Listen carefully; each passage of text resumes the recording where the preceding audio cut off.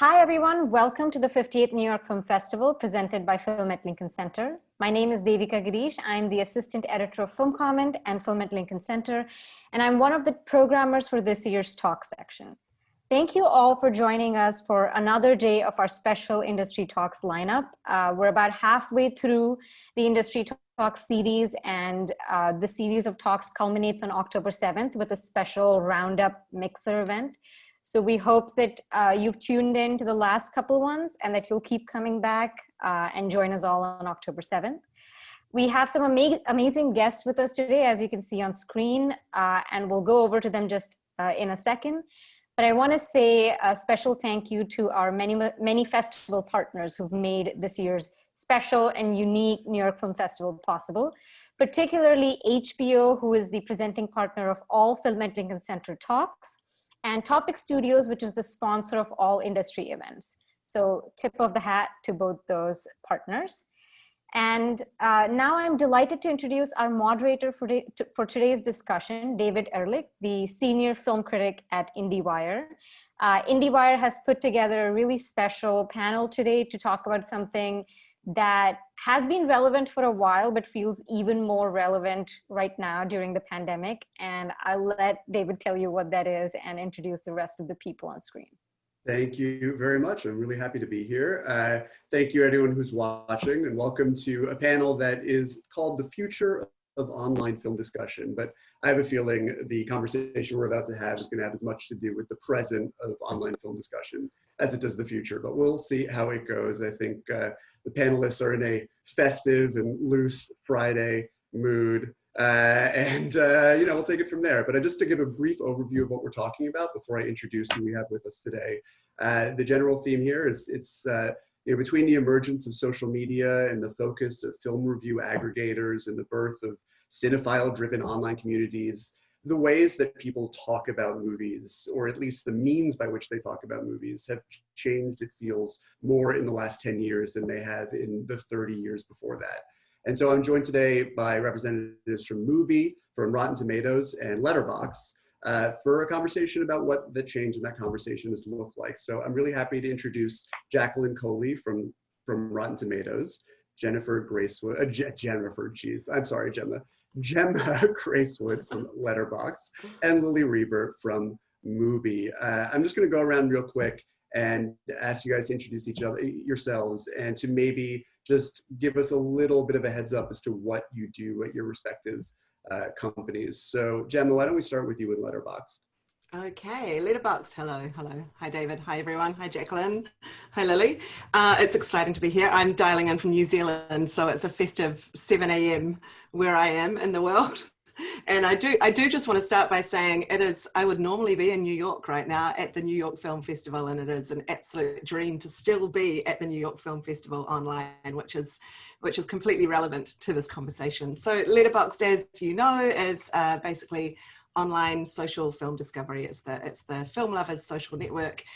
You can use it as personally or as community a way as you like. You can use it simply to log the films you've seen, or you can write about those films. You can organize your film thoughts into lists, and you can share them, and you can comment on each other's reviews and lists. And it is made in New Zealand, been around since 2011, growing slowly, organically, and this year quite sort of out of the box. Actually, since about March, since about lockdown, when one of the prime quarantine activities has become watching movies and talking about them. I am the Editor-in-Chief of Letterbox, which basically means I curate the editorial offerings that we have, although 99% of our content comes from our members, and oversee the voice of the brand, I guess, and also in the moderation area, oversee what we do when people decide to review bomb cuties, for example. And you also host a wonderful podcast. Yes, the Letterboxd show, which we started up in quarantine because, hey, nobody's commuting. Why don't we start a podcast? Well, we'll definitely talk as we go on a little bit about the relationship between editorial and curation, the various places where you guys work. Jacqueline, I don't think anybody in this conversation or elsewhere needs to be told what Rotten Tomatoes is, but can you tell us a little bit about what you do there? Yes, I'm pretty sure everyone watching this already has an opinion about the place that I work. Trust me, because I know you guys tell me at every film festival when I meet you. So I'm under no illusions about that. I'm very excited to join this panel, though, because I'm a big fan of the other two participants. And David, you're okay. But yeah, I'm an editor at Rotten Tomatoes, where I actually don't really edit any other writers, but I am a writer there. My beat, if you were, is awards and independent films. So I'm usually at most of the film festivals, including New York Film Festival and all the rest of them. But I also host a podcast for us, and I also do our video content. Believe it or not, as big as Rotten Tomatoes is from maybe a site traffic standpoint, it's actually a very small operation. There's only about 10 of us that work on the editorial team, and that includes social, the writers, as well as the folks that sort of help us keep stuff on the site. And we have a huge team that does curation for us. They're actually the largest part of the Rotten Tomatoes employee team. And so, yeah, it's a really great job. I get to write about whether or not we think Nomadland is going to win Best Picture and Regina King's director chances. And really, although a lot of people just go there for the score, there's so much more that we do at Rotten Tomatoes. And I love being a part of folks learning the other amazing things we do, like our new podcast, Rotten Tomatoes is Wrong. So again, if any of you are upset, for instance, David, about the score of The Beach, and you think that Danny Boyle and Leo were unfairly maligned, yeah, we have a podcast where we bring people on to talk about it. And yeah, it's really a fun show. And so that's one of the many things I do there. All right. And Lilly, I know that I think a lot of people who are watching a panel that's part of the New York Film Festival are probably intimately familiar with MUBI. But can you talk a little bit about your role there and what brings you here today? Absolutely.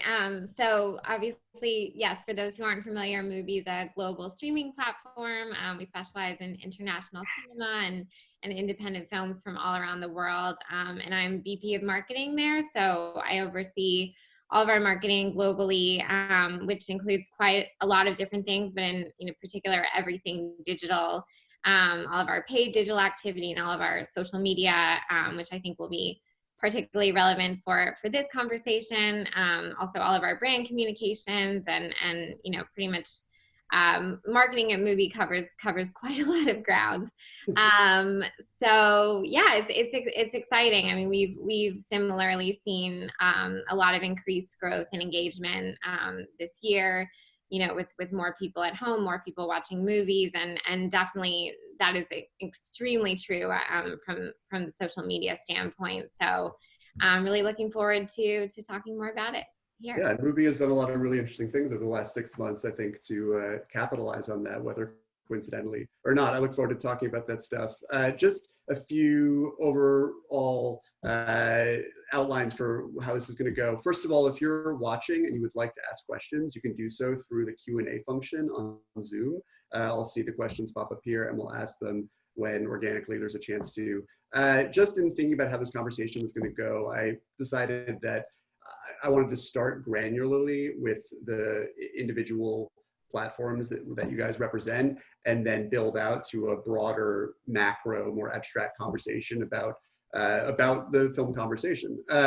But I would definitely, even if I'm asking about Letterboxd or Rotten Tomatoes, I'd encourage everyone to sort of jump in and take things wherever you might want to. But Gemma, I'm just going to start with you and ask about Letterboxd, which is really an interesting phenomenon because I think a couple of years ago when it started, it felt like it was a little bit more niche driven, that it was really just for people who lived and breathed movies. And I have a feeling, and you can correct me if this isn't the case, that in recent years, it has really started to achieve some sort of mainstream traction and become something that's known outside of this kind of insular community. So I just wanted to ask you to begin with, if and when you felt Letterboxd made that leap from being a niche thing to something broader, and if that's the trajectory you see it going on in terms of widening the film conversation rather than deepening it necessarily. Right. Yeah.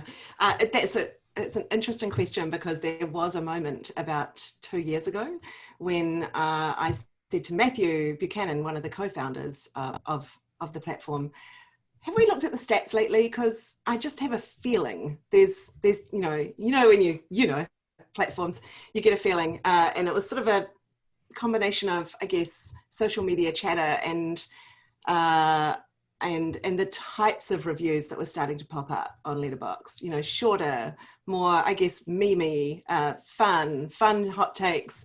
And so we looked at the stats, and there'd just been over the previous 6 months, it had gone from just a steady rise to this kind of, it took off. So definitely a couple of years ago, and then I would say from March this year, there has been an overall rise again.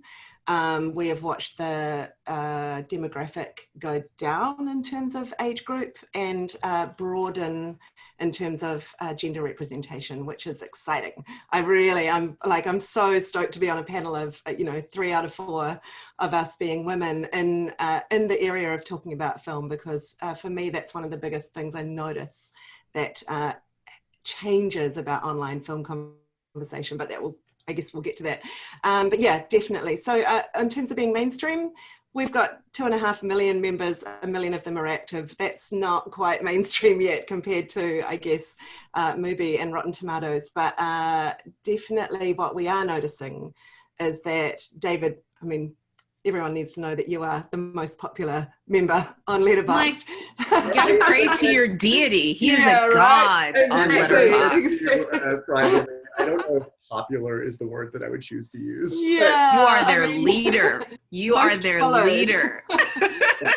Most followed, most argued about. But but then yesterday, Dave Fair from Rolling Stone finally joined. Hi, Dave, if you're watching. So I guess this sort of what we're seeing over the past year is not just more members, but more of a specific type of members. So we've got, I would say, many of the professional critics and film writers across the world now on Letterboxd, whether super active or just using it purely as a diary and sort of a place for quick festival takes, so that you can come back and see how you felt when you walked out of the cinema, 1 minute after the credits rolled. But then we also got people can go back 5 years later and find what you thought 5 seconds after the credits rolled. And exactly. And go, I like that. Problematic faves. But we also have, more and more filmmakers actually are jumping on. And by filmmakers, I include actors, writers, directors, FX specialists, editors, the lot. So what we're seeing is, sure, growth, but also a sort of a widening and deepening of membership and of the conversations that come from having lots of different types of members on the site. Does that answer your question? It does. And it's going to tee up some questions down the road. And I just want to say, speaking of Chris Vandenberg, I just saw your question come in. It's really interesting. We'll get to that in a bit. But I do want to sort of piggyback of what you were saying about Letterboxd and go to Lilly at MUBI. I have been aware of MUBI since, I'm showing my age here, since it was the Auteurs once upon a time, and have been a member of it since probably all the way back then. And yet I think I was still shocked last night when I was preparing this to find that they have 10.6 million subscribers right now, which I think, in light of the kinds of movies that MUBI specializes in, was a really pleasant surprise to me. I would think maybe my sense of the audience for these things are just out of whack. But I was really pleasantly surprised at just how big that audience is. But, I remember back in the day of the Auteurs, early days of MUBI, it being sort of a pre-Letterboxd place for film conversation, for the social element being really front and center. And in the recent years, MUBI has become, I think, best known as a streaming platform where you have these incredible independent art house foreign films that are not available to be seen in other places. Now you have the library to complement the 30-day rotating schedule. So, but at the same time, if you go to a page for any of these films, there's still a robust social section at the bottom where you see really erudite, articulate takes, compared to like a YouTube comment or something like that on these films. It's a lot of fun comparing the MUBI top 1,000 movies to the IMDb top 250, just to get a sense of where the brand is. But Lilly, I'm curious now, with the emphasis on the films and the streaming, what the role of social is in MUBI's current model and how you see it changing going forward, if it is going to change. Yeah, that's a great question. It's something we're talking about internally pretty much all the time, because you're right. It was such a fundamental aspect of the platform in the early days. And still, some of our sort of long-term power users will talk about, the forums, and which were kind of, back in the days of chat rooms and things like that. And people, I mean, it was so meaningful to people, especially at that time when, social media was obviously not what it is today. And, we were such a unique platform in the space, and people all around the world were finding other cinephiles and connecting with them and sharing that experience, and, watching the same films and talking about them. And we still have several employees at the company who we found through their engagement with these forums, which is really quite cool. And you're 100% right that those elements of the user experience have sort of been toned down a bit over the years, as we focus more on the curation of our films and really focusing on, just engaging with our users from the standpoint of watching films and rating them and reviewing them. And I think a lot of that interaction, I mean, you can still, follow people on the site, and as you said, like the reviews, and there's also a list creation side of it, which is a bit similar to the Letterboxd experience as well. But we still have many users that are, using those features and engaging with other people within the platform.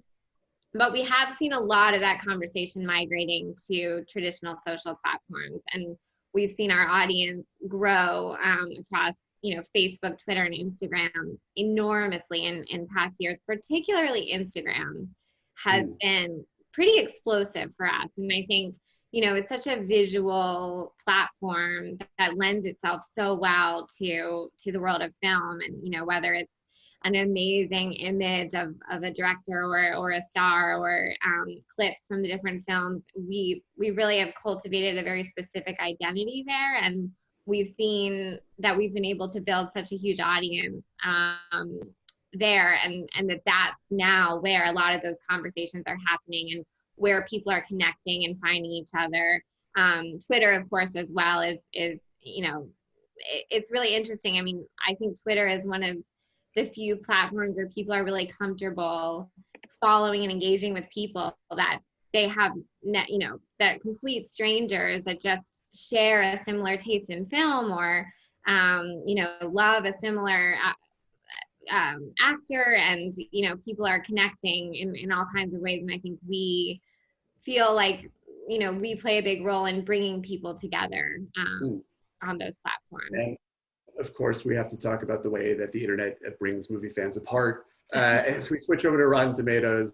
I object. Oh, the shade of it all. Ooh, David. A little further away from the proprietary stuff. Take the gloves off a little bit. Oh, my Lord. No, we're not making you the enemy. I just, this is the right place for it. I want to talk about the idea of consensus has already come up. With Rotten Tomatoes, it's not the only place you see this for sure, but it's definitely codified, where outlier takes become lightning rods, bad takes. So this is something you see on Twitter with certain people a lot, go viral. Some movies become sort of sacred cows. And Jacqueline, I'm posing this question to you, but anyone feel free. Does the idea of a consensus have a greater sway or influence now than it used to? Even though we have such polyphony of opinions, it can sometimes feel like, despite millions of people having voices that they may not have otherwise had, without this technology, without these spaces, the prevailing opinion has become more dominant than ever. Well, it's interesting. I think it depends on what prevailing opinion you put the most credence to. The one thing that surprises me the most about working at Rotten Tomatoes, and again, because people are very free with their opinions when you say you work there, it's what people value. Because a lot of people put a lot of focus on the tomato meter score and whether it's certified fresh or whether it's rotten. But when I talk to people, it's actually, there's way more information. I have talked to people where your opinion on a movie, David, is more important to them than the tomato meter score, or maybe what, no, it just depends on the person, or what Amy Nicholson says, or what David Fear says. For some people, the critical score is completely immaterial. They only look at the audience score. For other folks, they only look at top critics. I find that a lot of our folks that are Metacritic folks, they gravitate towards that top critic portion of it. Some people find a particular person that they disagree with every single time, and that's what they do it. So yeah, consensus is a part of it. And we definitely, I think, pride ourselves on wanting to be sort of an arbitrator of where we can find the critical consensus, but not just on certain publications, but in every type of publication, in every type of media, whether it's a podcast, whether it is an editorial piece, or whether it's print media. And being able to have a platform for all those opinions to sort of have a place and folks to find them so they can make an informed decision on what they want to watch. But again, I think it more depends on what you lend credence to, because there's also people where if the score is 90, they don't like that either. They want movies that are in that 75 to 85 range because they feel a movie that's 90 is exactly that's weak spot. Yeah, exactly. It's like that's weak sauce, because that means everybody liked it. I don't like movies that everybody liked. I'd rather actually find a movie where there's actually some people that dig against it, because that probably means that they took a bigger risk. So I think you're right. Consensus is something that people like. The tribalism of our current society is something that cannot be denied. It's like, well, I'm a Nolan fan and I'm a Tarantino fan, and those are always going to be parts of, I think, the film conversation. But as far as how much influence it has, again, depends on what you value. Can I follow up on that? Yeah. I just want to say it's also a question of who is involved in that consensus, because, you know, historically, most of the voices, Pauline Kael aside, who have been able to be published and give opinions that lead to tomato meter scores have been, you know, a particular sector of society. And one of the things I think we're seeing across all of our platforms is a breaking down of that, a breaking down of who gets to have the final say. And the example that I love to use, because I am a patriot through and through, is Jane Campion's great erotic thriller In the Cut, which had an F score when it came out, and, you know, was deemed to be the end of Meg Ryan's career because she dared to have Mark Ruffalo go down on her. I mean, what's not to love with that amazing moustache? Anyway, when Letterboxd started and we did skew more male in terms of our membership, In the Cut was sitting at about a 1.7, 1.8 out of 5. It is slowly, as our membership has broadened, it has slowly risen to its great current 3 out of 5, which would be, I guess, a 60-70% on Rotten Tomatoes. And that for me is exactly why platforms like this need to exist, which is to shift the consensus in important ways, you know, especially when we're talking about one of the greatest directors of film, male or female, or, you know, whatever. So yeah. And I think, you know, you're speaking to something that is relevant to all these different conversations in the places that you guys represent, which is sort of the conflation between, for better and for worse, with identity and opinion. And I think, you know, this is something you see in all spheres of life on the internet. It's certainly by no means just relegated to film, but, you know, it feels sometimes like an opinion used to be something that you had, and now an opinion feels like something that you are, you know, regardless of who you are in terms of what you look like or where you come from.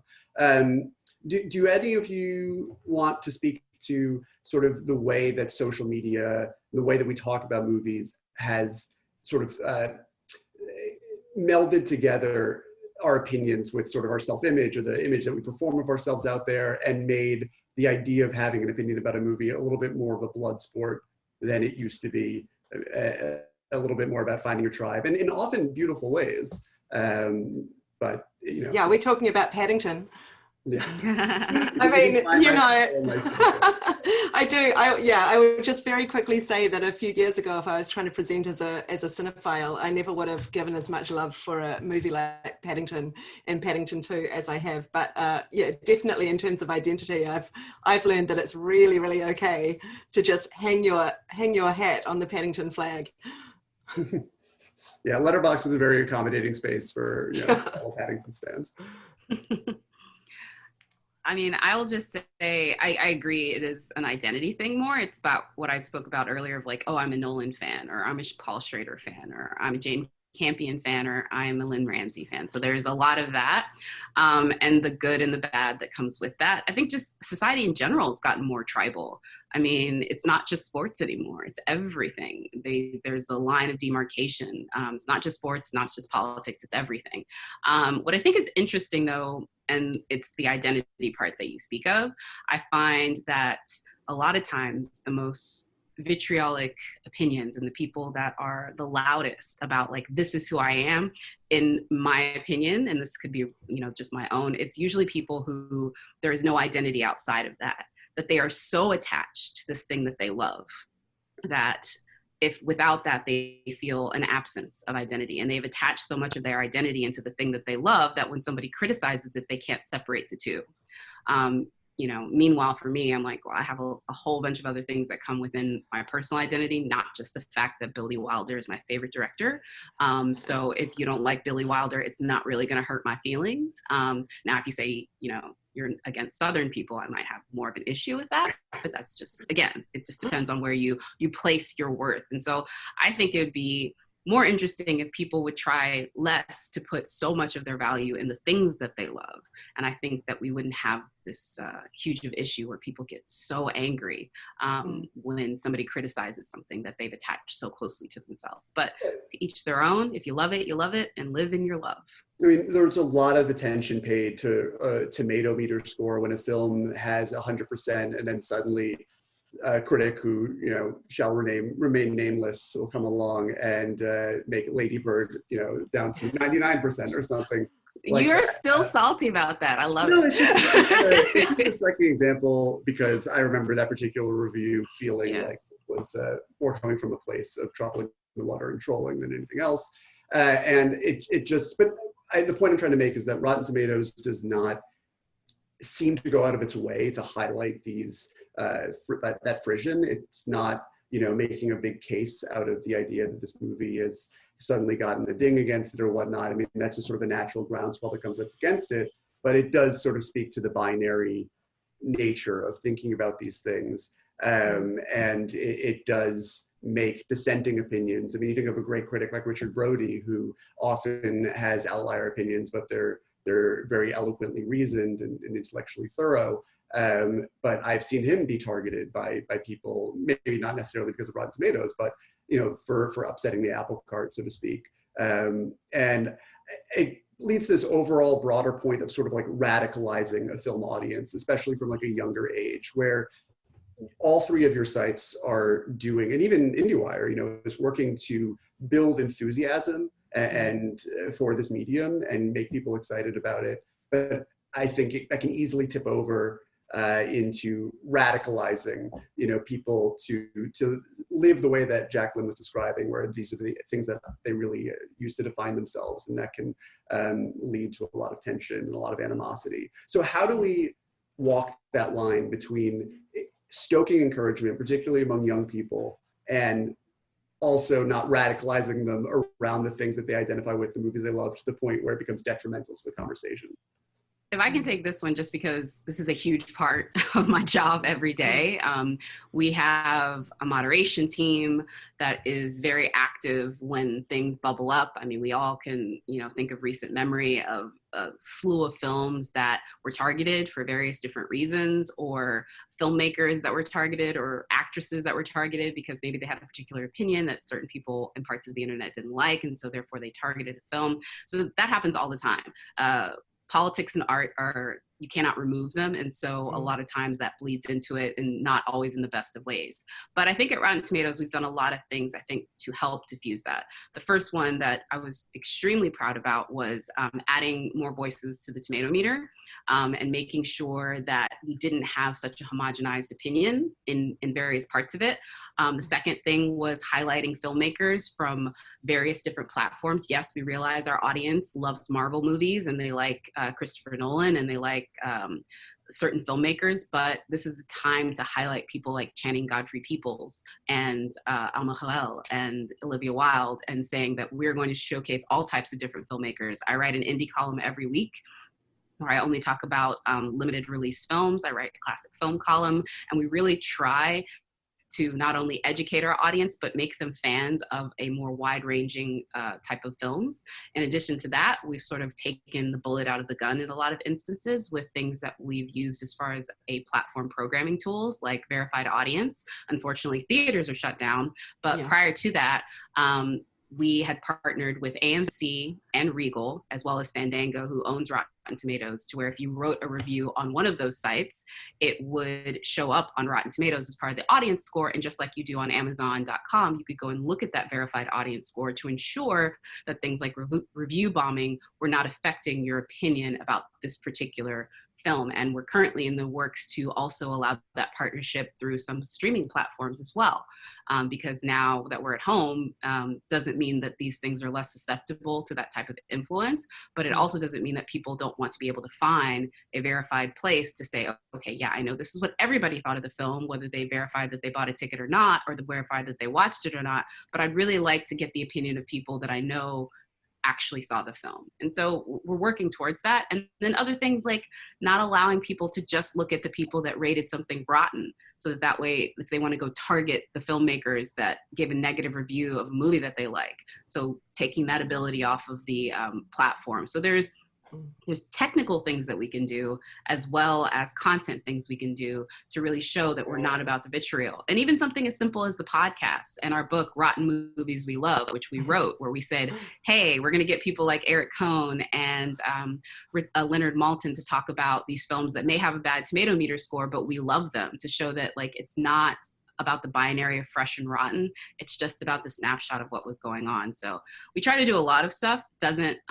I don't know how effective it is, but I do love the fact that I work with a group of really talented film fans and technical people who is a huge part of what we care about every day at Rotten Tomatoes. Yeah, I mean, I will say I'm always impressed when somebody from Rotten Tomatoes reaches out to me about a particular review because a publicist or a filmmaker has challenged the score. They weren't sure if it was fresh or negative, fresh or rotten rather. And there is sort of, even at the size of that website, still kind of a hands-on feel. And I think, that's something that people may not appreciate outside of the dynamic of working with them. But a question that we got from a listener named Chris Vandenberg that I wanted to open up to all of you.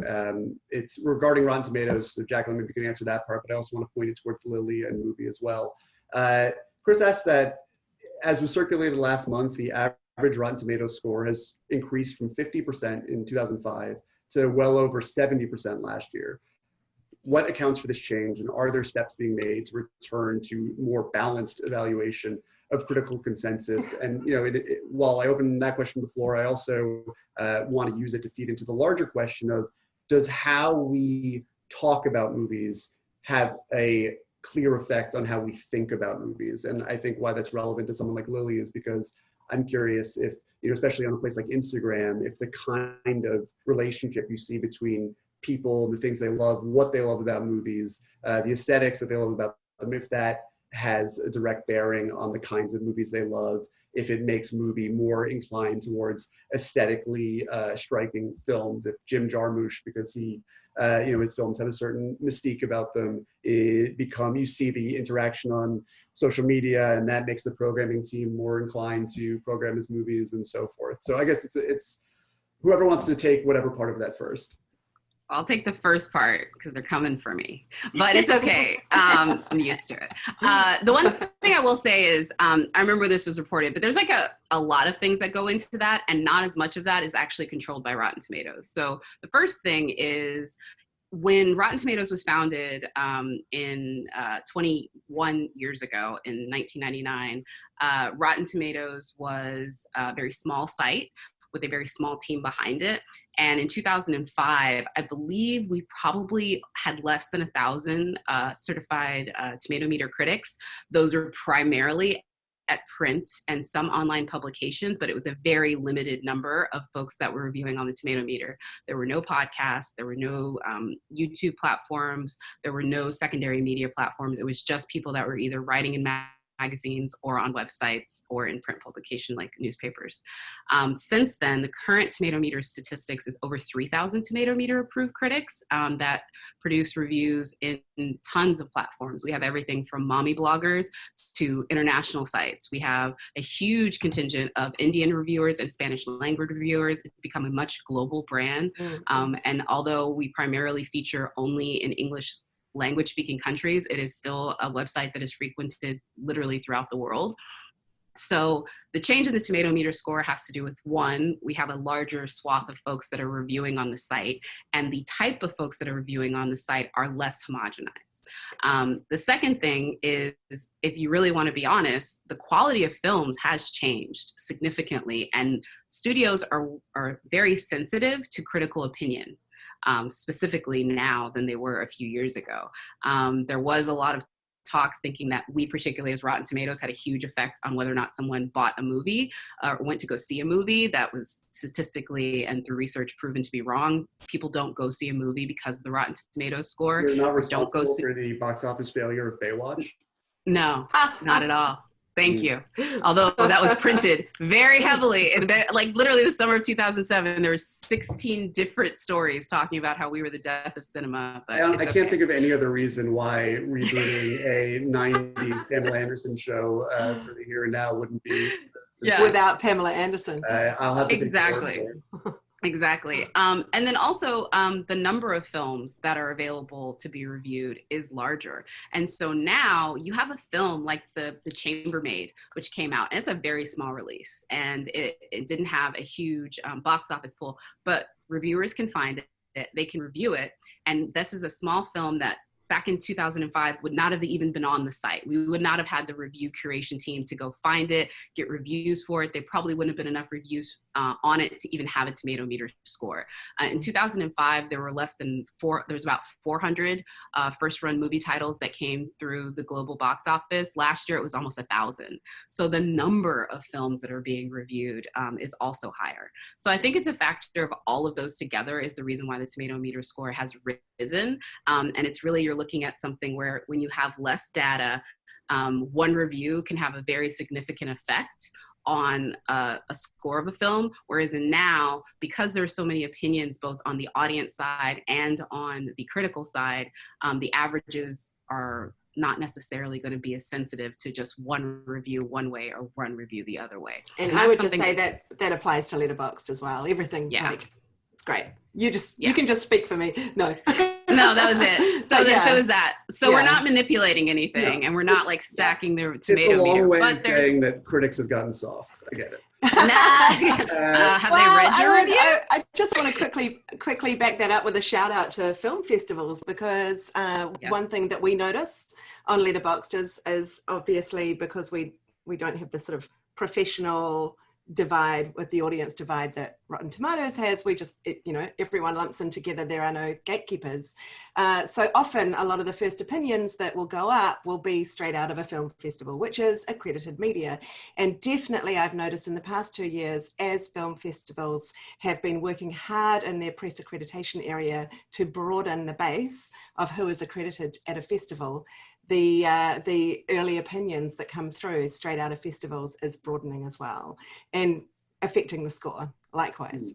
Yeah. So Lily, I just wanted to point the second half of that, two-part question, I guess, that barely had anything to do with one another to you, talking about how, you see, especially on social media, the things about movies that animate people and that excite them. And I wonder if that focus, particularly in the aesthetics and the aura around a film, is having an effect on the way that we think about movies and the way that we codify them. If you see, and eventually we'll get to the broader question of if the way that we talk about movies online is actually affecting the kind of movies that get made, and how. But I just wanted to open that up to you. Yeah, no, absolutely. And I think, for us, it's a really interesting, like you also mentioned earlier, that sort of the dialogue between the reactions that we see on social and then how that manifests itself in our programming on the platform. And then of course we also have an editorial, platform on MUBI, the Notebook. And so I think those three are kind of constantly in dialogue with one another. And it's really fascinating to see, of course, our team of curators is, attending every festival and really, takes it upon themselves to surface in a lot of ways films that would never have a chance to be shown, and whether that's something that's brand new from a debut filmmaker that we have a chance to launch on our platform and introduce to audiences for the first time, or kind of the resurfacing of films that people haven't had a chance to discover yet. It's really amazing to see the response that we'll get on social media. So in the recent past, we did a huge, our programmers worked to put together this enormous retrospective on Lav Diaz, which is like, very niche Filipino filmmaker whose films are, range from 7 hours to 14 hours. We also recently showed all of Rivette's Out One and La Flor. And so like these types of, incredibly long and unusual formats of cinema. And we see such an incredible response, both in engagement on the platform, but it's also completely fueled on social media. And what's also incredible is the way we see filmmakers supporting other filmmakers on social media in terms of supporting what we show. So like we also recently did a retrospective on Rita Azevedo Gomez, which, we really weren't sure what that engagement would be or how that would perform. And the minute we introduced it on Twitter, it was like we saw this huge explosion of reactions and responses. Sean Baker was tweeting about how excited he was about that, and sort of, the way that filmmakers can support other filmmakers and audiences can build around these, seemingly niche pieces of content. I think that's the positive side of what we were talking about earlier about fan culture and, the way that these, what word were you guys using for forming groups around things? I can't remember, but fandom, yeah. No, there was a different word that you guys were saying, but in any case, there's a huge positive to that, where films that you think might be, oh, it's quite small. Is there really an audience for that? Yes, there is. And when you look at the world of cinephiles across the globe who can now come together around this topic, like something that you might have thought was, oh, it's quite small, well, actually not really when you look at the audience across the world who would be interested in that. So yeah. I'd love to back that up and say, look, in what other circumstances, I think it is only the circumstances of having platforms like ours combined with social media that you would get a three-hander French-speaking period romance become, the Portrait of a Lady on Fire phenomenon that it is today. According to the MUBI top 250, or top 1,000 rather, it's the second best film ever made, and maybe not much of a stretch. And like, imagine 5 years ago, would that film have the attention that it has today because of our platforms and, sort of the availability of reaching out to other people who love the film as much as you. I mean, 100%. And with that, that film is a great example. And also Celine Sciamma, who, I'm not sure how many people knew her name 2 years ago. And suddenly she has become, there's this huge fan culture around her. We also did, not only did we show Portrait in the UK, but we did a full retrospective of her previous films. And it was incredible to see. She's a rock star. She is a rock star. Yeah, she is a rock star. We talked to her, and it was just so gratifying to be able to say back to our members, to the Portrait Nation of Letterboxd, she's reading your reviews. She's reading your reviews. Yeah. Absolutely. And there's also this opportunity where someone, they can be in filmmakers and artists and creators are now in a dialogue with their own community in this very organic way that just was never possible before. Yeah, and then the thing that we can do around that, at Letterboxd, because we're a small team, we've just only a couple of tech people and a couple of editorial people, but one Friday lunchtime, we were sitting there going, this Portrait Nation thing is, we should do something for them. And then it was like, what? Should we just turn our 5 stars into 5 flames? Yeah, let's do it.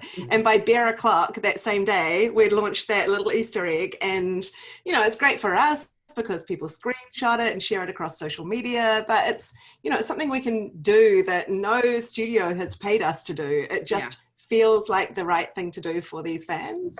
It was a wonderful touch. And I definitely want to talk a little bit later on about the dialogue between filmmakers and film lovers that all these various spaces have engendered. But first, I just want to give a shout out to MUBI for the MUBI Live channel. As someone who grew up on watching cable television and is absolutely paralyzed when I sign on to a streaming platform between all the choices available, the live option to just watch something that someone's programmed for me, wherever it happens to be, is amazing. Last night I watched like 40 minutes of Marguerite Duras' Vera Baxter. It was wonderful. But also, Lilly, you were talking a little bit about MUBI as a distribution company, which is something that started, I think, with Miguel Gomes and Arabian Nights in 2016 and has only evolved from there a little bit in the United States, a lot more internationally.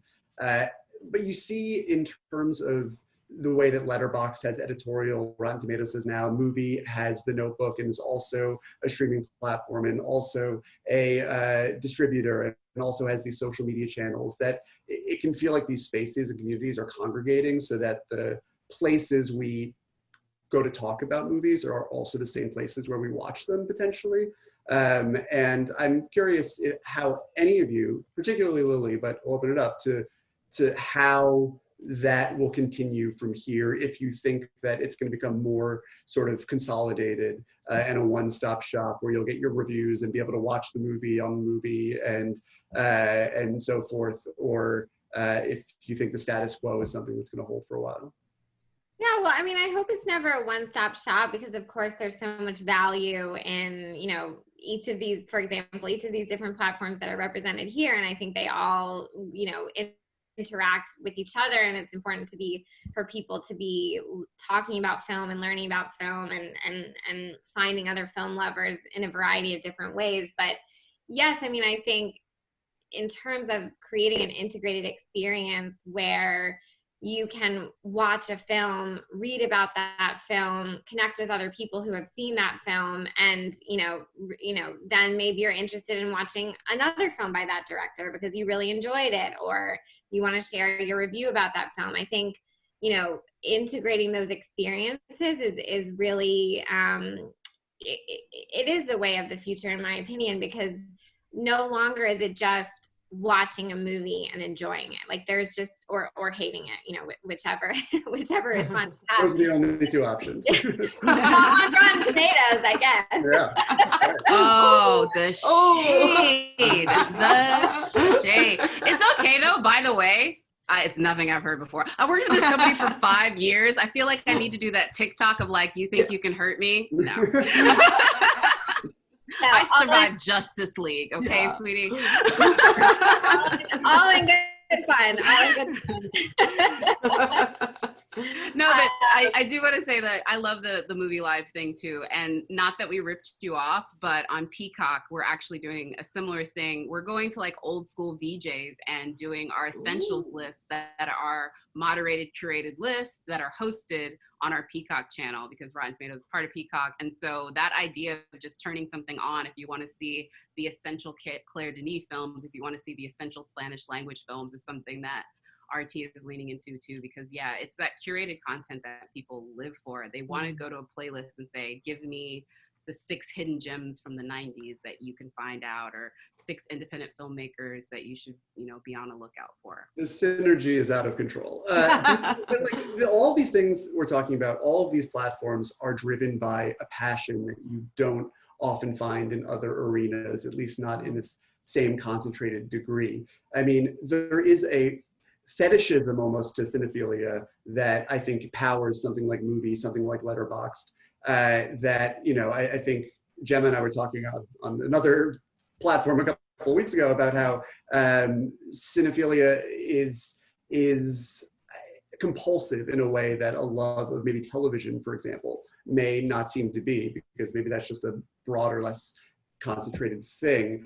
Like Jacqueline, Rotten Tomatoes has a TV section. They also do other media. Letterboxd has the occasional, you can log the occasional TV show if it was made by a certified filmmaker. You know, like Google Guadagnino's We Are Who We Are is on there. Yeah, David Lynch. It's a mini-series, a limited series. Right, a limited series, yeah. Right, is on there. So, but what do you guys see in the way that people talk about movies that is unique to film that wouldn't allow these spaces, by my empirical understanding anyway? I don't know if there's a letterbox for TV that's quite as passionate and devoted that isn't just a message board. But like, what is it? And we get asked about TV pretty much every day, and it's not something we've ever ruled out. It's just another. It's a whole other technical challenge, because, you know, do you log the series? Do you log each episode? You know, how do you review each episode? How do you organize your lists? Do you organize lists yeah, anyway. I'll give we're you definitely Daisy's not. email on our curation team. She handles, Perfect. Anya, she handles our Yeah. TV. Y'all can check that out because I Perfect. avoid it because it's Yeah, too but confusing. I know it's crazy. We're not rolling it out, but it is interesting, David, because when people do tweet at us, get TV, another 10 Letterboxd members will tweet, no way, we don't want TV, mucking this up. So that's, you know, that's your example right there of the sort of, I think there's a collectability in loving film and cinephilia that sort of is distinct from television. Like, sure, people collect box sets of, you know, shows, but it's this collectability around DVDs and Blu-rays and Laserdiscs and what have you, and the way that Letterboxd, you can with your lists and, you know, the beautiful posters that we have in our design function, that feels like a collection in itself. Yeah, I think, I don't know, what is it about fandom? I have watched an interesting thing happen this year with people in lockdown, which is we very often get someone working their way through a filmography of a director. It's not so often that we get someone working their way through the filmography of an actor, and more people are doing it this year because they've got, I guess, more and more time on their hands. And so, you know, people who are going through the full filmography of John Malkovich, of Tom Hanks, of, like, come on guys. But yeah, no, it's fascinating, and all the different ways in which they exercise their fandoms. You know, it's really, I guess that Letterboxd is flexible in that way. And film just seems so uniquely charged. Like, I feel like all of the controversies that have bubbled up around Rotten Tomatoes over the years have been around movies. It's Star Wars, it's Cuties, it's Toy Story 2, 3, or whatever it was that had that first perfect tomato score ruined. Jacqueline, from the inside, do you guys get the same sort of feedback about television? Is the audience as cutthroat in that sort of tribalistic sense? Well, no, I think TV for a couple of reasons. One, there's less people reviewing it. Two, again, as much as there's an opinion in it, there is less tribalism to it because it's a longer form medium. Like, you usually don't get mad after just one episode. You either like a show or you don't. Although I would say that the last season of Game of Thrones proved that it is possible to have some very like fiery opinions. The one thing I will say about Rotten Tomatoes is, for everything that happens as far as these controversies, has very little to do with us. It is usually a lot of people outside of us choosing to weaponize our platform. And so that is some, yeah. It's like, Rotten Tomatoes, I mean, this is but I guess that's my point, is like, when that happens, the only thing we can do, and the thing that we really do try to do, is try to remove the vitriol from it. So, like, if we see people going to Never, Rarely, Sometimes, Always, and if they have an issue with abortion as a concept, reviewing it, we're not going to allow that review to stay if all you're saying is abortion is immoral. That is not a cogent review for that film, for the audience, or for a critic. That's not part of it, you know, because that's not part of the platform.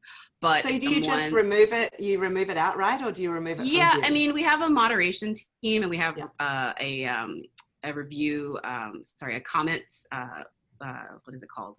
Terms of service. And if somebody violates the terms of service, either with hate speech or any of these other things, then it can be removed. But we do have a specific platform for how that actually comes about. It's not just automatically like somebody judges it like a ball and strike. There's very specific codes that go through if we're going to remove someone's comment or review, like they do with many message boards. I mean, most of the large form platforms, because it is such a difficult thing to manage and because it's become such a thing, they just removed it altogether. I mean, Netflix was just like, we don't want to deal with this anymore, so we're not going to have reviews anymore on our site. And as much as opinion can be manipulated, as you know, from Letterboxd, you guys dealt with the cutie situation as well, we still want to have a place where people can put their voice out there, because 99% of the people that are on the platform are doing it out of place of love and art criticism, as opposed to being weaponized by QAnon to go after first time black female French filmmaker. It's exactly like, and it's very it's very sad. But the one thing that does give me heartened with it is that I think what it is with film is, for something that is commodified in the sense that you're buying a ticket, you're buying a DVD, you're renting a movie, you're paying to do something when you want to go see a movie. You're usually not seeing it for free, although sometimes you can, or you're paying for a subscription service to watch it. So it is commodified. It is a product. it is very personal. It's art. And people can have a profound moment watching film. People can have a life-changing moment watching film. And they can find something about themselves that they never discovered. They can discover an empathy for a different person or a situation that they didn't know about. They can be educated. And because you can experience all of these very sort of like wide breadth of emotions just by sitting down and watching moving images, it's difficult to just, you know, put it aside as just this product, because it isn't, it's art. And because of that, I think that's where those emotions get conflated together. But in the end, the one thing I will say to people who, you know, talk about, you know, Rotten Tomatoes, it's like everybody that puts a movie in the theater wants to get people to buy a ticket for it. So they're selling you something. And it's unreasonable to think that if you're selling someone something that people are not going to have opinions about it. I know it's our art and we live for it, but like you're still selling a ticket, and people want to have as much information as they can as to how to buy that ticket.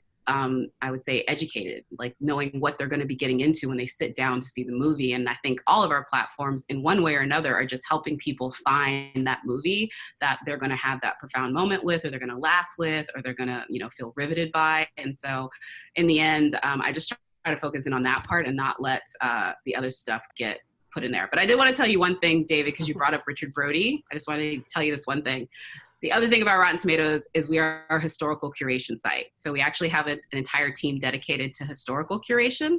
And currently right now on Rotten Tomatoes, we actually have reviews from the 19th century. The oldest review that's currently on Rotten Tomatoes is from 1897. And it's from the play, let me see if I can remember this one, the Passion Play by Horowitz's Passion Play from 1897. And we have several reviews. It's 100% on the tomato meter. And Richard Brody actually, Richard Brody actually wrote a piece on our historical curation manager. His name is Tim Ryan, and his team, their entire focus is finding reviews from the past, and a lot of them, you know, finding, you know, Black reviewers that were reviewing Gone with the Wind to give a contemporary opinion about it. And so there's another side to that part of Rotten Tomatoes that people don't know about because it's not as publicly known, but there's a huge part about this that we just want to be a vessel for helping to maintain these reviews in a digital platform. And these are digitized by our team. They don't get paid to go to the Academy Museum to find these reviews and then digitize them. We do this as a service to help be a part of the preservation of film history. It's a huge part of what we do as well. I think that's really amazing. And I think something I wanted to mention as well about, you know, the question of what is it about film that, you know, makes it more charged, makes it, you know, create more of a fandom culture around it. And I think a lot of it is the history, you know, when you compare it to TV, like TV is very of the moment. Yes, like everyone's watching Game of Thrones at that moment, or everyone was watching The Sopranos at that moment, or everybody was watching whatever they're watching now, you know, at this moment. But film has this whole history to it. And Gemma, just like you were saying, people go back and they watch all of the filmography of a director, or I guess of an actor. And, you know, the fact that there's that weight to it and that past to it, and that, you know, it doesn't die in the same way.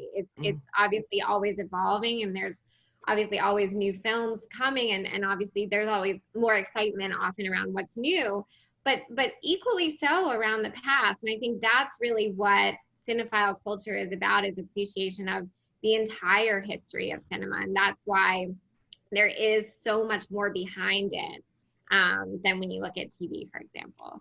And if you are talking about a film like Never, Rarely, Sometimes, Always, or Unpregnant, you know, often film is a reflection of an incredibly private moment that you feel like only you experienced, and here it is on the screen. And, you know, so there's that, I guess it's the classic empathy machine, you know, Ebert quote, but it's that moment where you can go, look, you know, I'm not the only one.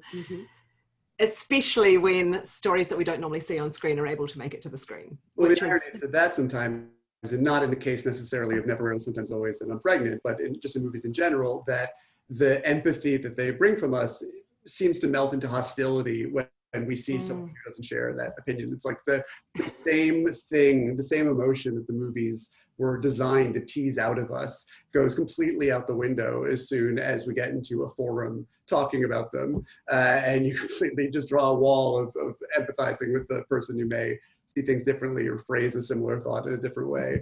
And there's a lot of tension percolating in that sort of middle ground. And like Jacqueline, we moderate for that as well. You know, we have terms of service. We have a community policy, the bottom line of which is be cool. People have different opinions. Be cool about it. The other thing that we've really leaned into this year with our community policy is to see it as a living document. I mean, it's sort of, you know, had more or less the same terms of service since we started. But in the past couple of years, we've had to tweak it and add things, you know, like basically add a cuties rule to it and, you know, outrule things that look like campaigns, whether for a movie or against a movie. You know, this really similar to what you're doing. It's like, I guess it's easy for somebody who is sitting at home alone, and a lot of people are sitting at home alone this year, you know, not having enough interactions offline to temper the kind of algorithmic, I guess blindedness going towards one particular opinion, and so they're sort of feeling like this is it's life or death to get this opinion across, and it's like, you know, it's not, it's art, and we can talk about it in different ways, and nobody is the bad guy here, and but if you are going to be part of a concerted campaign, we're going to stop you right there, because you know what, abortion is legal mostly in most places. And also sensible, and also a life choice, and just shut up. Yeah, I mean, it's accessible for now in the United States. God.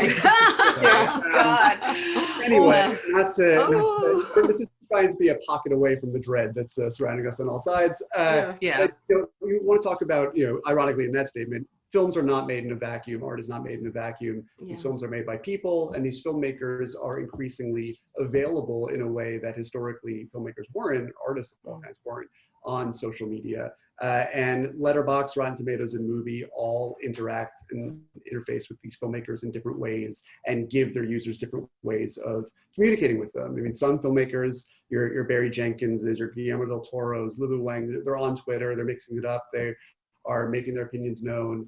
Sean Baker is very popular on Letterboxd, but has also found himself in this position that I think all filmmakers naturally find themselves in, which is that they are vulnerable when leaving criticism of any kind about other work, and just their general tastes can inform the way that people see their own films.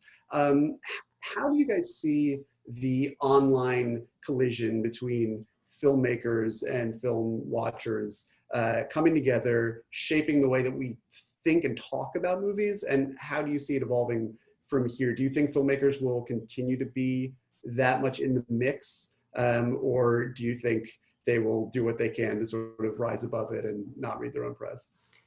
I mean, I just want to say that one of the exciting things about getting filmmakers involved in our platform, whether it's them choosing to write their own thoughts or us reaching out and saying, hey, give us a list on this topic, is that if someone comes to Letterboxd to log Bill and Ted, and then through that they see that Alex Winter has given us some recommendations, and through that they start watching all of the films of Pedro Costa, I'm into it. You know, that's the sort of, that's the, you're not so much into it, David. One step between Bill and Ted and Pedro Costa. Yeah, exactly. But I mean, yeah, how do you get there, you know, any other way if you're if you're more of a Bill and Ted genre kind of person? It's really cool. But I also think that, hey, Josh Trank using Letterboxd to write himself a review. Girl. Ooh, that was oh my God. I lived for that review. Yeah, I think we all lived for that review. I'm into it. Yeah. I mean, we have the same thing with our 5 favorite film series. We have a series where we have filmmakers talk about, you know, the movies that they love. And it's interesting when you have people like Alex Wolff, who folks know him from Hereditary, and that was like such a phenomenon. Actually, both between like Jumanji and Hereditary, Alex Wolff fans are plentiful, but they're very different people too. You know what I'm saying? Because he has this like teeny audience as well as this like cinephile audience through his association with Ari.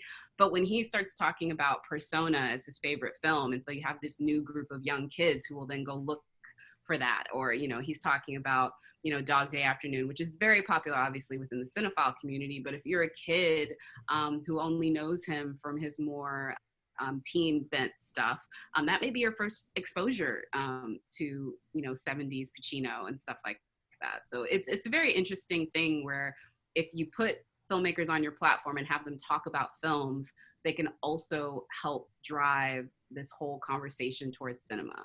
And as long as it's done thoughtfully, I think it's really great. Yeah, I completely agree. I mean, something that we've done a bit of and are hoping to do even more of is guest curations on the platform where, you know, we let filmmakers come in and you know, curate a series, whether it's a few films or, you know, and right, you know, a movie, sort of the signature of how we present films is we provide our take with each film. In those cases, you know, it's the filmmaker's take of why this was meaningful to them or how it influenced them. And I think things like that are really amazing because every filmmaker is not just, I mean, it's not in a vacuum. Like everyone is influenced by the past, by the films that they watched growing up, by, you know, whatever filmmakers, you know, really spoke to them, as well as their contemporary peers. And I think that that's in constant dialogue. And you know, I do think, David, to answer your question, like in terms of filmmakers continuing to have that voice on social media and be engaging directly with audiences, I don't see that going away. I think it's almost, you know, it's so necessary, especially for directors that are, you know, up and coming and wanting to establish themselves, and building an audience that way through social media can be so effective in you know, helping find an audience for your film and helping your career. And, you know, I definitely don't see that going away. And also, I mean, social media, depending on how you use it, is a platform for creators and artists. I mean, you look at some of the accounts out there and what people are putting out, and, you know, there's art there as well. I mean, there's a lot of not art, but there's a lot of art to it. I mean, even like Instagram stories, I mean, it's like an art project. Well, that's a perfect segue for sort of the next topic, which is right at the intersection between the art and not art of social media, which are memes, and sort of like the memification of, because we're talking about putting opinions out in the world the way we talk about movies, and having an opinion, certainly publishing an opinion, makes you vulnerable, sometimes for years to come when people find these things. But one way to engage in the dialogue from behind a protective scrim of some kind is just to tweet memes or Instagram memes or whatnot, and, you know, which they're their own fun and a creative expression unto itself. Didn't you do one year where you did all of your reviews as Paddington faces? We don't talk about that, but the question is that, you know, the way this is a conversation about the way we talk about movies and how it affects the way we think about movies. And I think when you see how certain movies are memed and then others, certain movies are saved from oblivion because of the memes they inspire. Certain movies are only remembered as their memes, to the detriment of and the expense of every other part of that film. How do you guys on all of your respective platforms see, you know, whether it's like a quippy Letterboxd review, I don't know how it manifests on Rotten Tomatoes so much in social sense, and certainly for MUBI, the way that you are trying to galvanize excitement around more esoteric movies, how the memification affects the way we talk about movies, and also at a certain point, if movies that seem more memeable are the ones that you can start to see people making, if like that memeability becomes a metric by which, you know, people decide to make or watch a movie. Wow. No, I think it's really interesting. I think it's hard, like memeability in some ways you can sort of predict that, but in other ways you really can't. And I think what's interesting is when you're taken by surprise at how social media and the momentum will carry something. And an example of that is at the end of last year, we posted very nonchalant, you know, as any other day, a nice clip from Force Majeure, which we were showing somewhere in the world. And that clip, what we posted on Instagram, somehow it was found, you know, traveled around Instagram, then migrated to Twitter and became this like internet meme sensation. It was like, there were articles written about it. People thought it was real. And it was everywhere. And it was so funny because we certainly didn't think, oh, this will be, this is a great meme. I mean, it was completely unexpected. And I think that's often how it happens. And I think that's what's,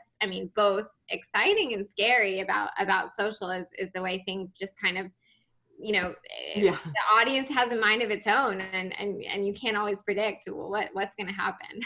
I mean, my favorite meme of the last 24 hours was Tiff posting which side character needs their own movie. And, I thought about it all day and then chucked Erica Albright from The Social Network in there. And the responses were like, oh my God, I would watch an entire movie about the woman who broke up with Mark Zuckerberg at the beginning of The Social Network. And I'm like, cool, who's going to make it?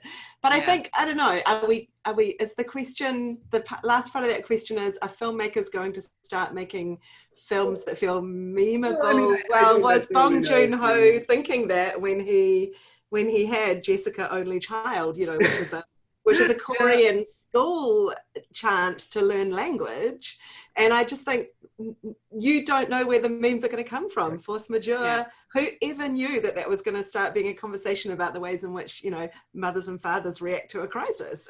But, I think what Lilly was saying about how it's impossible to predict these things, whether you're posting them or whether you're making the content, you're on set, you're making something that will eventually be extrapolated and turned into a meme. You can't predict what's going to happen. But I guess on our side of things, the way that we think about the movies, is there a downside to memes engaging people in films and bringing them to films they may not have known about otherwise? Is there a risk of us only thinking of movies in these sort of bite-sized, funny ways?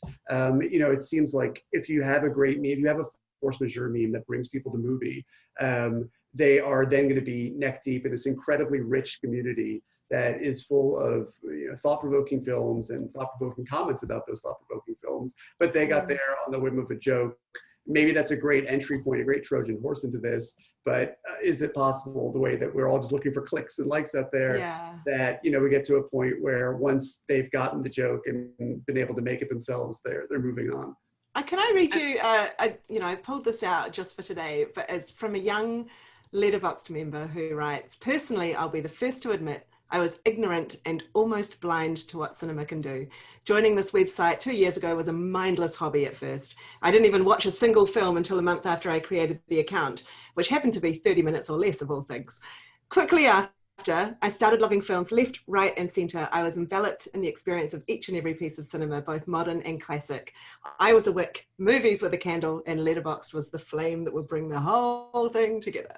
I read that and a tear comes to my eye, because that's exactly, if a meme brings you to cinema, then how wonderful. And I think the best surprise of the last couple of weeks, because you never know, we can't predict anything. I open up Letterboxd every morning, I'm like, what are we looking at today? And today, a couple of weeks ago, we were looking at the color of pomegranates. I'm like, why is this suddenly in our most popular films? And then of course, found out that Gaga had dropped her latest music video, which is very much based around the, I don't know how to say, Parajanov film. So, there you have it. If even the production design of a music video, has the meme ability to bring the kids to the color of pomegranates, a 1969 film, then bring it on. Just bring on the same thing. Columbo. Columbo has a boat episode. I forget what it's called, but the boat sank off the coast of Thailand, and it became the most popular television show on Rotten Tomatoes because people were running to it to come see. So I think it's like both. Columbo is already the most popular television show. but it literally shot to the top. I'm talking like there's like actual premiering shows right now. And this 1970 episode from Columbo became the top thing on Rotten Tomatoes, and everyone was like confused until we could figure out that the boat that's featured into it sank.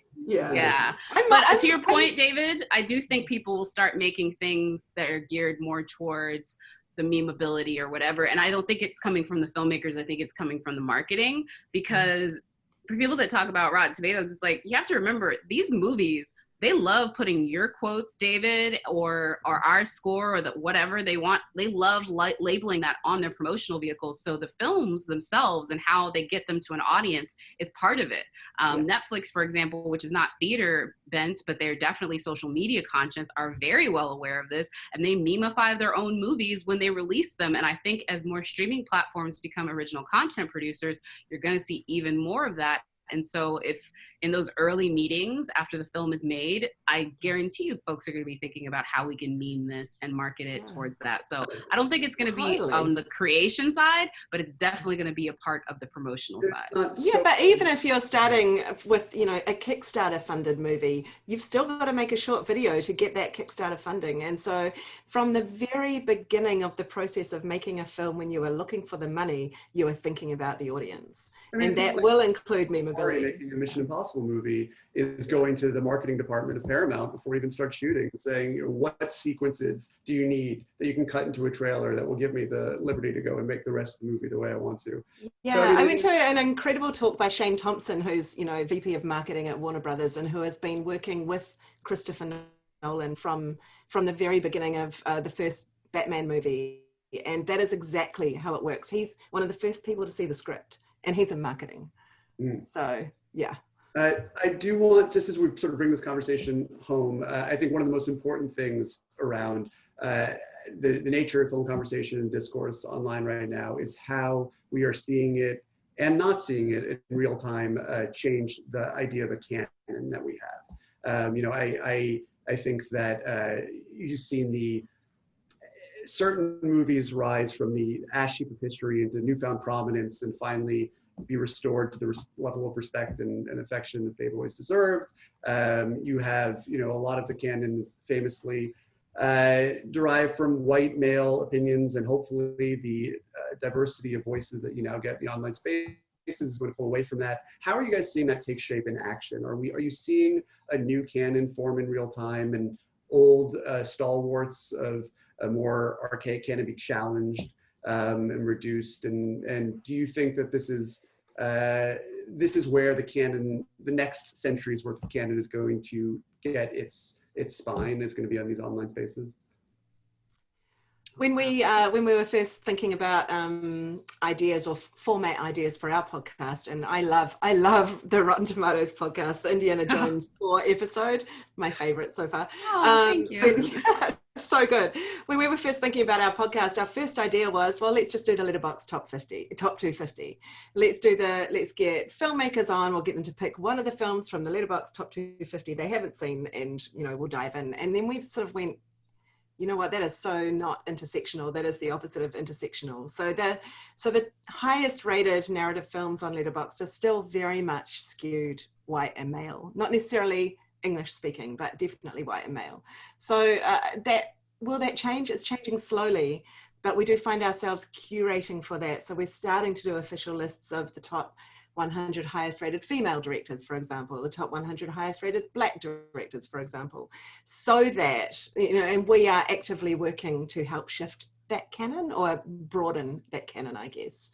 Yeah, it's, I'm just trying to think about things that have risen to the surface. I don't know. I just think Bong Joon-ho has done a lot of good work for film lovers. Director Bong, yay. Yeah. For example, you know, Parasite was doing just fine on its own merits and won the Palme d'Or shortly after it premiered, but it's another film where the memes and the kind of conversation around it was sort of a manifestation of that enthusiasm that helped, I think, propel it over the finish line. Most definitely. Bong Hive. Yes. I was just going to say too, I mean, look, hey, that's one of the reasons I do a hit every week on Access Hollywood. They're not exactly the most cinephile bent, but I was able to do a Parasite hit specifically because of the internet culture surrounded around that film. And so that to me is important, because if a 45-year-old housewife who probably maybe watches 2 foreign language films every 10 years got to experience that one, I'm so all about it. But I think it's interesting too, because for me, as somebody that's obviously very passionate about African-American filmmakers, the canon is so segmented because it's either before the studio system where you had African-American filmmakers making films and being a lot more part of the conversation. And then it's like after the 70s when blaxploitation became something and you could have Black filmmakers again. And there's this huge like breath and missing section. And because of that, people don't always get to see those earlier things. So I actually, again, just been more towards these were out there, they've been forgotten, and maybe trying to discover them. And that's more what I'm interested in, is there's tons of filmmakers and voices that were there that people have forgotten. And so bringing them back, like, you know, Zora Hurston and the, you know, the field study and things like that. So I'm about that. I had my first, oh, sorry, go Lily. Oh, no, I was just going to say that, no, I completely agree in terms of, you know, I completely agree with what you said, Gemma, in terms of the canon changing over time. I think that it goes both ways. Like, we as well are sort of actively working to, you know, obviously it's core to what MUBI does is to show underrepresented voices and, you know, films from filmmakers of all colors and all over the world. And, you know, it's always been something that's important to us, but we're seeing increasingly it goes both ways. And it's something that demands that we're getting from our audience, from our community, like, where, you know, it's incredible how many people are just saying, I really want to see more LGBTQ films. Like, can you please program more? I want to see more Black filmmakers. Can you I want to see more from this director. I want to see more from this era, you know, and that type of two-way conversation, I think, is really what's going to create this change, because it's no longer just, you know, the small high group of a certain number of critics that are, you know, deciding what's important and what's not. There's a democratization of that process that's happening, and I think that's what's really going to make sure that the canon is evolving and changing, even if it is you know, not going to happen overnight.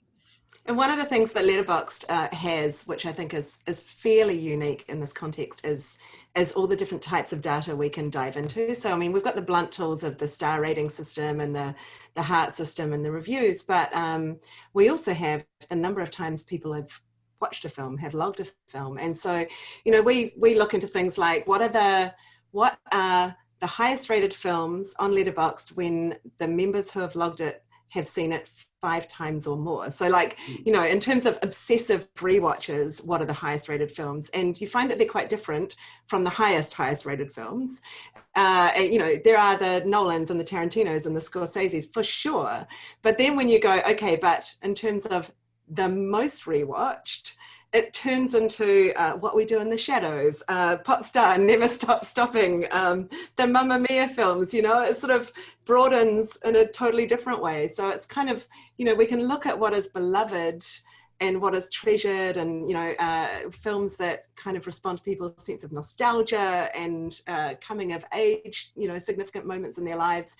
There's all these different ways that we can slice that cake just by putting the right sort of data query in. It's really, really interesting. And if I logged every time I watched Titanic or Forgetting Sarah Marshall or Jerry Maguire, it would crash the Letterboxd servers, I think. Yeah, we would have a totally different top 250, you know. I mean, so there is the canon of important films, and then there is the canon of the films we actually watch when we sit down and can't think of what else we want to watch. Well, yeah. Part of me hopes that increasingly the sort of best and favorite dichotomy, which I've always found kind of disingenuous, will lapse when people are freer to just put their favorites into the world, the films that they're passionate about, maybe the films that speak to them and didn't speak to a sort of critical establishment that may have existed once upon a time or is being, you know, reduced in volume now. Yeah, my personal current campaign is, if you love Frozen 2, you will love Wolfwalkers. Do not sleep on this forthcoming Cartoon Saloon Irish, you know, adventure story about 2 girls. That brings me to our very last question before we sign off, which I did just want to go around and get a sense of what your favorite movies from this, I would just say New York Film Festival, but because of the virtual film festivals, it just felt like one long mush since Venice started. So your favorite movies of the fall festival season real quick, and then we'll sign off. Well, that's mine. Wolfwalkers, man. Just Wolfwalkers all the way. David Byrne's American Utopia. Might leave it at that. Just too many things to say. And Residue, Mirawai Jerima's film. And I've never wanted more than, after watching that film, for Letterboxd to have a video facility, because it sort of came out the same week as Antebellum, and which naturally leads into wanting to see Sankofa, which is currently unavailable and should be somewhere. So if maybe MUBI could Lily, if you could take that back to the crew. I'm on it. Great. Good times. How about Ganja and Hess? Can you add that one for me? Because that's only available on DVD right now. That's one for me. I showed it recently. Really? You did? Okay, because I've literally been trying to stream it, and I only have it on DVD. So if it's available to stream. A Ganja and Hess, Yeah. this doubleheader would be great on MUBI. Awesome. Yeah. Sorry, I think I'm gonna go with Residue, by the way, is dope. I love Residue so much. It's such a great film. Actually, I'm gonna go different. Like, obviously there's a lot of great films that have come out recently, but I just saw Spontaneous with Charlie Plummer and Catherine Longford, and it was like this completely out of left field. I thought it was gonna be completely terrible, and it was so enjoyable. It is an end of the world romance, and I think those two actors are incredibly talented, and so please check it out. I wrote about it this week in my independent film column. So Spontaneous. Nice. Yes, for me, from the recent festival season, I think the one that sticks out most is this film Apples, which is a Greek film that premiered in Venice. And yes. Did you see it? It's yeah. Really, yeah, I just loved it. It's not quite, sort of the Yorgos Lanthimos weirdness, but it has this, it's sort of off kilter world, and it's just a really sweet story, really uniquely told, really original. So I definitely recommend that. Yeah, I will second literally all of these recommendations. Good stuff. Wow. Thank you guys so much for joining us today. I have to say that I feel a little bit better about the present and future of online film discussion, knowing that people like you are at the helm of some of these platforms.